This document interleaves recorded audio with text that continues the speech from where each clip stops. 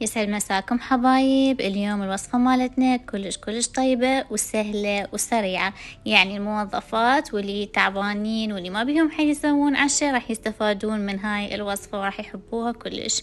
طبعا الوصفة مالتنا هي البطاطا مع الفطر وبالجبن، يعني لذاذة مو طبيعية.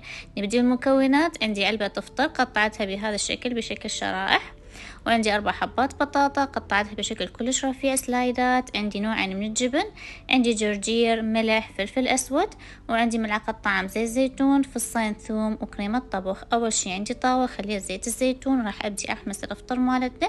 هنا ندب المي مالته، وهنا صار عندي جاهز. الخطوة الثانية انه اني راح ابدي اثرم الجرجير. انا استعملت الفود بروسيسر لانه اريده كلش ناعم.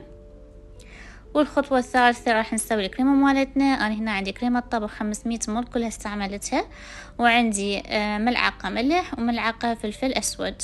ضفت لهم الثوم اللي أني برشته، وهنا الجرجير اللي احنا ثرمناه، وراح أخلطهم مع بعض. هنا الكريمة صارت عندي جاهزة، مجرد خليتها على النار حتى تسخن بهذا الشكل اللي أمامكم.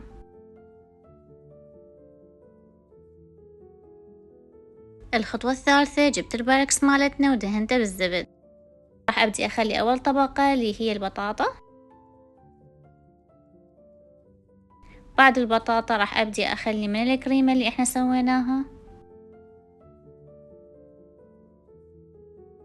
وراح أبدي أخلي الجبن مالتي. أنا عندي هنا نوعين، جبن موزاريلا خليته شوية، وعندي النوع الثاني هو هذا جبن إيطالي أنا بارشته.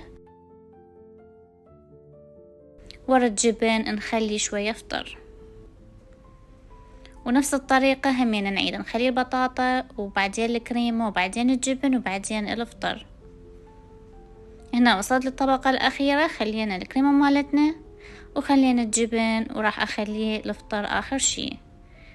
طبعا أنا هنا مشغلة الفرن من فوق ومن جوا، وأدخلها على الفرن.